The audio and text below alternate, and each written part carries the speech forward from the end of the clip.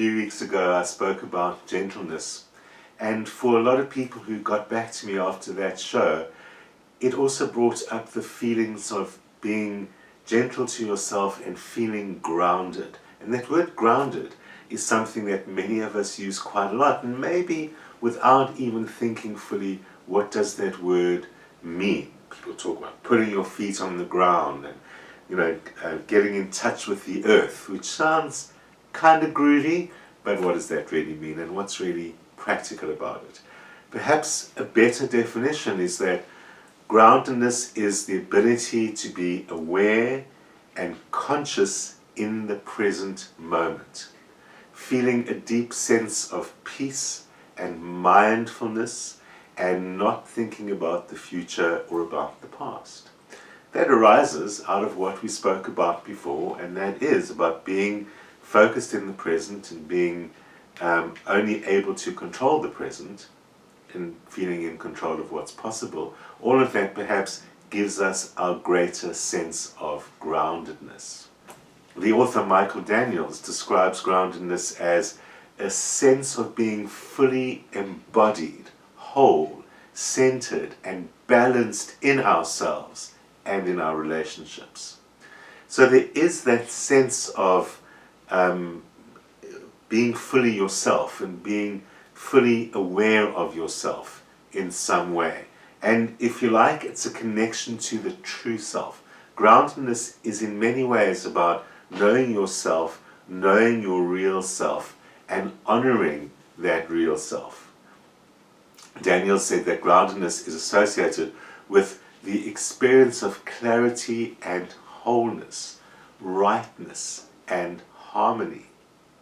Sounds great. When you're grounded, it sounds like you're totally in charge. And indeed, when you are grounded, your mental and emotional self are balanced, and your sense of where in the world you are balanced.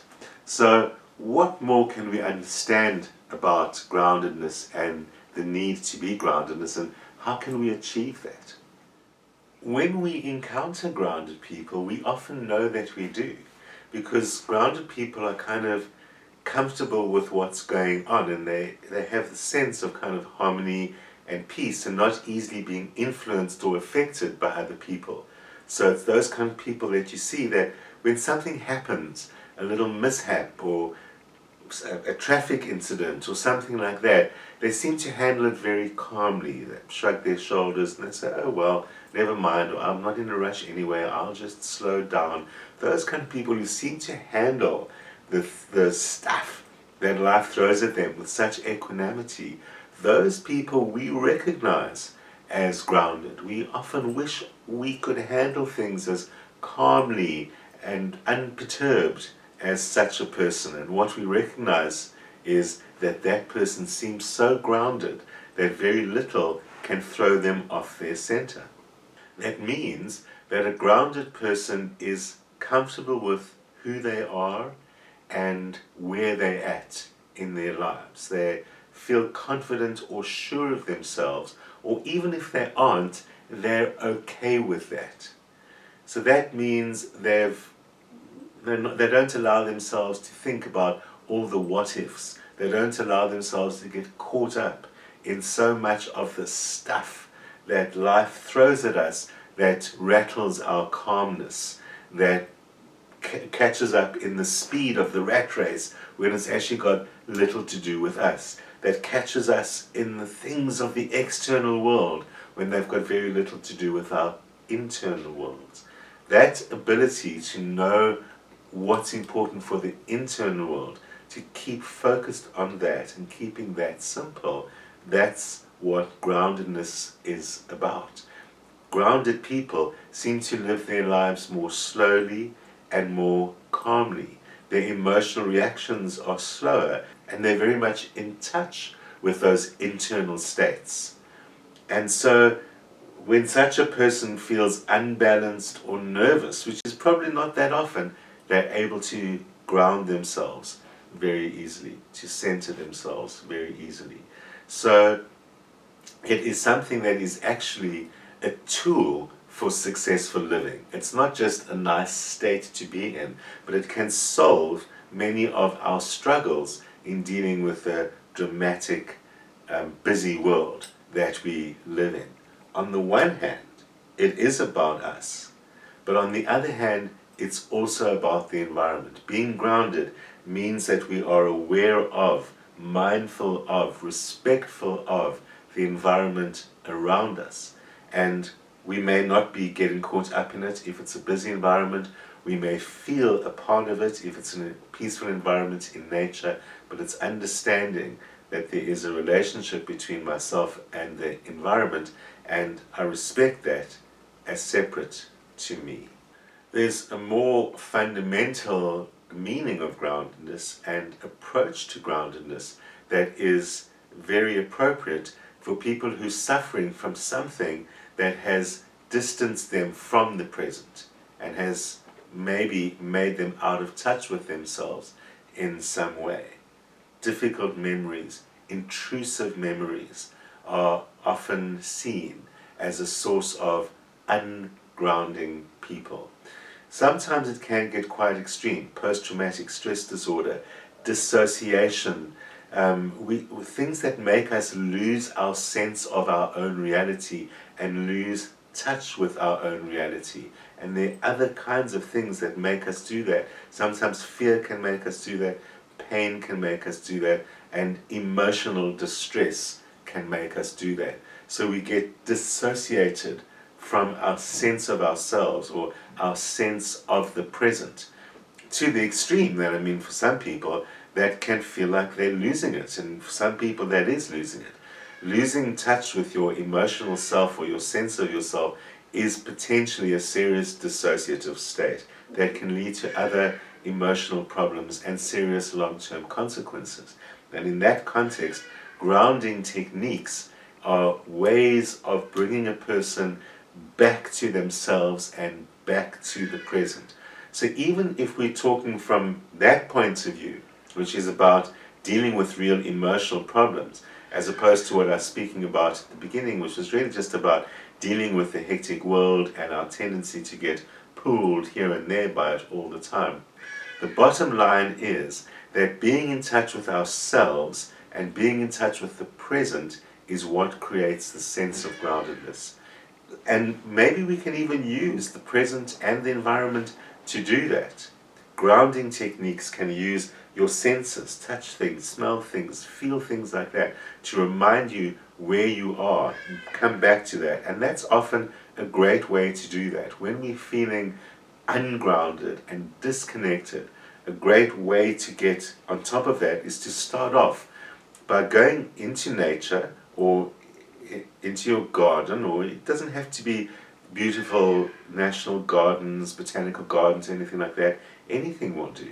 And just start connecting with the simple senses of touching and smelling and looking, and the literal physical world of nature around you is a brilliant way to bring yourself back to a sense of the present and literally of the ground. Nature has a kind of a timelessness to it because it's inherent in it is the sense of life and death and cycles. It's kind of always there and it's always changing, and it perhaps reminds us about something about ourselves. So when we reconnect with nature, even in the smallest way, even that one tiny little bush outside the front door, just by touching it, just by getting our senses back involved, it reminds us at a subtle level of who we are, and where we are in the present.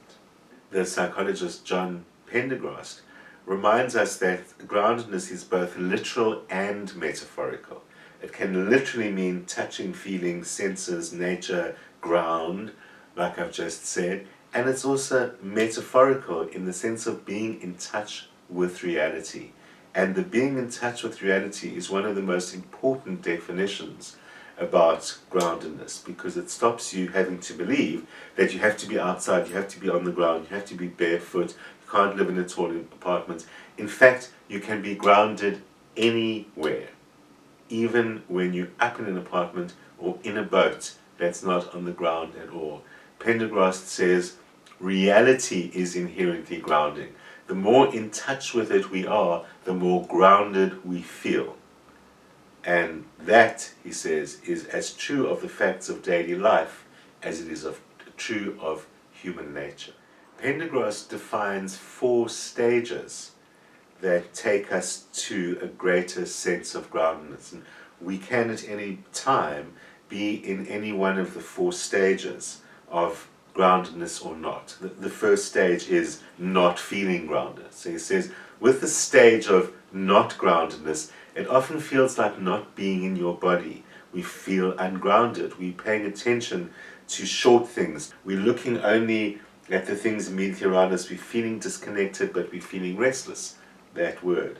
And that means I'm not feeling myself to be in my body, but I keep on looking at my environment and feeling as if I'm somewhere there. We can literally feel so dissociated from our physical self that we're beginning to identify and look for ourselves in the environment around ourselves or somewhere else.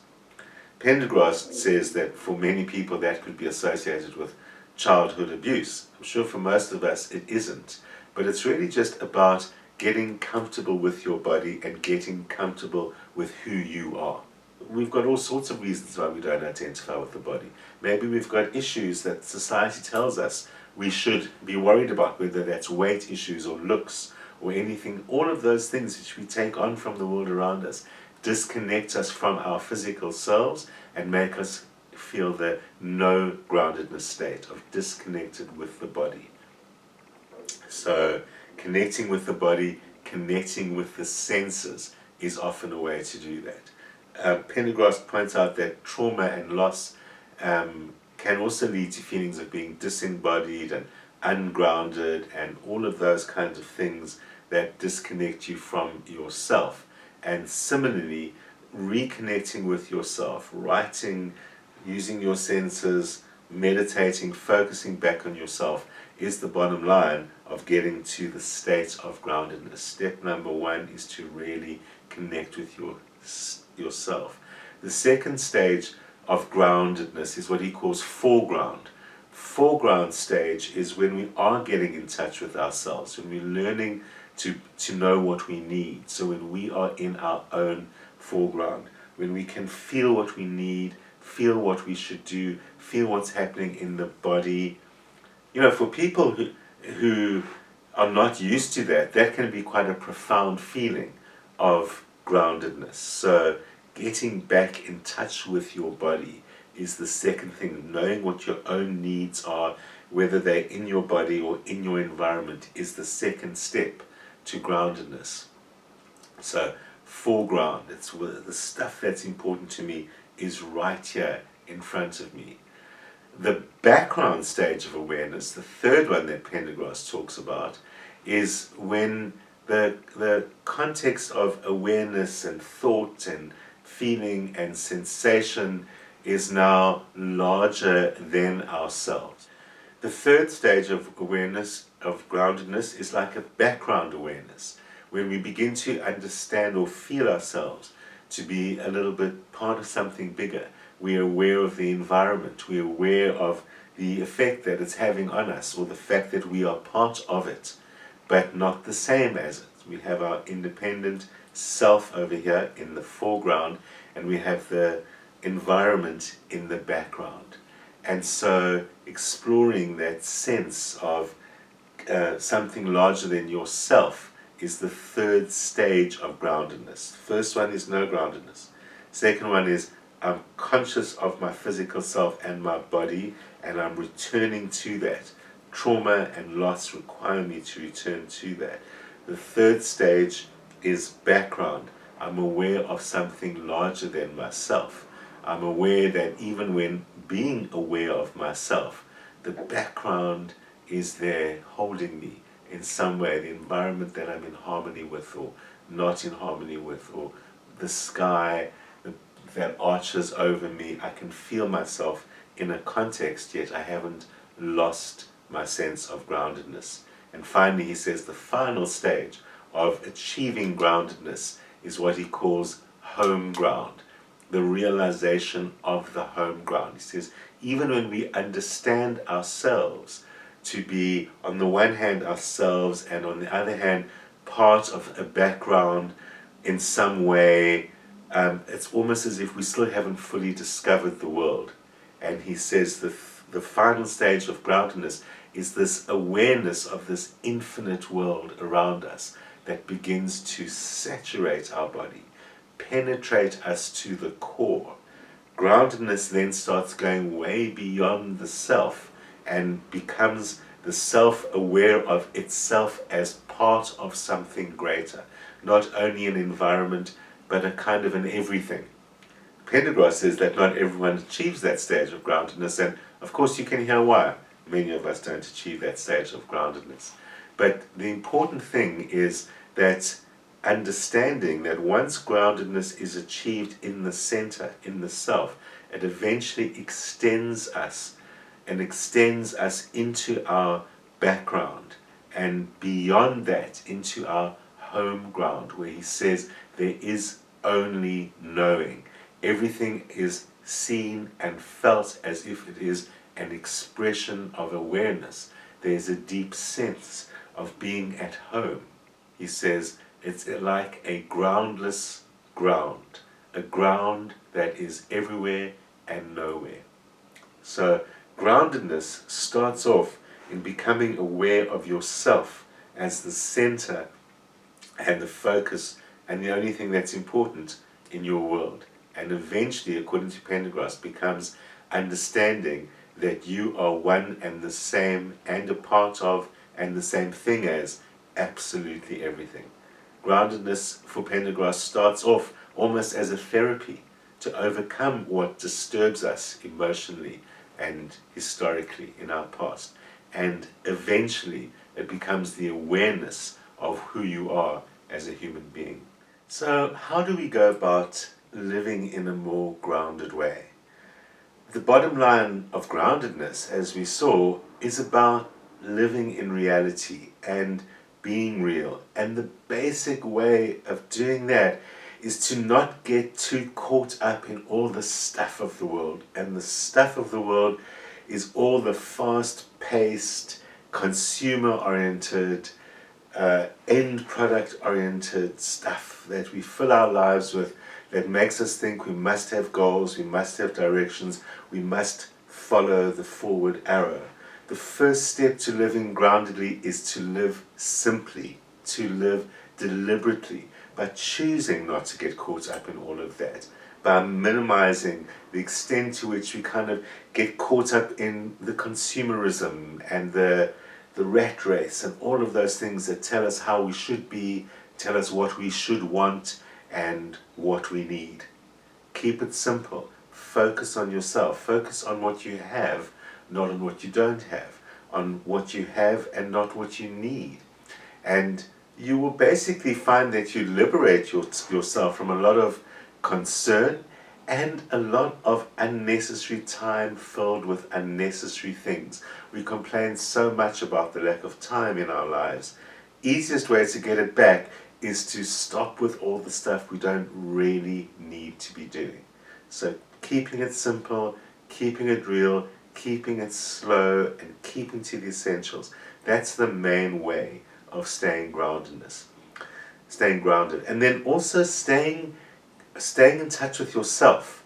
Practices of mindfulness, practices of meditation, practices of journaling, all the things that I've spoken about numerous times on the show are things which help us stay aware, be attuned to ourselves, understand where we are on our own path, even to understand our own emotions. So often our feelings get caught up in things that are not relevant to us, or things that we cannot do anything about, that are about the future or the past and so on.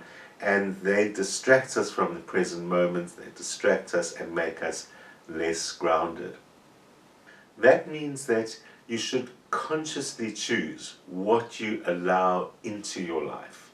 What of all the bombardment of media and news especially and social media and all of those things which give us all different versions of reality. We know very well that social media has got a variety of different versions of reality, which is all good. The question is, what about your version of reality? Stick to your version of reality. Be careful with what you read, what you watch, what you scroll, what you click on. Keep it less and keep it simple. And really only choose things which you will allow into your being that don't upset that groundedness. We feed ourselves so much news, which is generally so much bad news, that we easily disconcert ourselves. We feel pain and anxiety and worry about the world all the time when there's nothing that we really could be doing about it.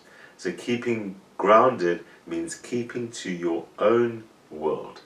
And then that should also be true of the people that you keep in your life. You need to only keep the people who are your friends and who do support you. And then also in terms of who you reach out to, people who are similar to you or on the same kind of page as you. Making connections with people who support how you understand yourself and how you understand the world and how you understand friendship and so on. That's going to give you a strong sense of grounded reality. And so you've established a world and a sense of a world around yourself which is calmer and peaceful and more consistent. And then acknowledge the beauty and the harmony of that world, wherever it is, whether you're in the countryside or whether you're in a city, recognizing that everything around you, from the natural things to the human-made things, these are all things that make up the totality of your environment. So locate yourself in it. Catch yourself wishing things were different or wishing you were living somewhere different. If you can't do anything about that, and most people can't really, then you need to understand, I am where I need to be right now for me. Learn to love your environment, to recognize it, maybe going for a walk, finding things that are new or finding things that are interesting. We don't all have the luxury of living in beautiful environments, but there could be things just waiting to be discovered that you can make a relationship with. If you make a relationship with your environment by walking around it and by connecting with things in the environment, you can create a greater sense of groundedness that way. And then let the environment help you realize that there always is a greater picture. There is a greater picture than you and your life. The way that you live is not the only way that people live. What you think is right is not the only thing that is right. Grow your perspective, widen your perspective. If you've created a strong circle around you, your tribe, your connections, your friends, your family, the people who help create your reality and your sense of groundedness, open first by acknowledging they also bring their own sense of reality. They also bring their own sense of truth and meaning, and that these things all fit together. They don't have to be the same as yours, and presumably they aren't. So beginning to understand how other people think differently or why other people think differently helps you maintain your sense of groundedness, because you're not rattled by them thinking or feeling differently. We don't have to agree with each other. We simply have to understand that each of us has our own picture. Each of us finds our own sense of space and ground in the world. The lesson for all the social media is that we don't have to transmit that to other people. We don't have to be the news all the time. We don't have to try and wake people up and unsettle their groundedness. It doesn't really matter. Least of all, should it matter to us whether someone else is awake in your terms or not. We each have our own definition of what that is. And learning to be comfortable in your own and not having to spread it around and not having to take it on from others allows you to feel grounded. The other thing that you can really get down to is some basics, even just bringing some physical stimulation into your life. Movement, going for walks, doing exercise, dancing, whatever the case may be. You know, many people who talk about groundedness talk about getting your feet onto the ground. You can take it as literally as that, it's going to help. Going outside and standing on the ground. But even if it's not about going outside, and even if you live in a tall apartment building and you're up on an upper floor, the floor is your ground. But perhaps one of the most important things we can do to enhance our own sense of groundedness is just sitting gently, sitting quietly, sitting still. The world is full of stimulation. It is full of noise. And all that kind of noise all the time basically unsettles us even when we don't realize it. finding a still place, finding a place to be alone and relax, hopefully in nature or somewhere just peaceful, just to get back in touch with yourself, because being in touch with yourself is the ultimate form of groundedness. All the work that you do on yourself, to know yourself, to accept yourself, to prioritize yourself, to be comfortable with yourself, that is what will ultimately create the kind of groundedness that allows you to handle pretty much anything that the world throws at you. The more you think about it, the more every lesson is really the same lesson. I'll leave you to think about that, and I'll be back again at the usual time next week.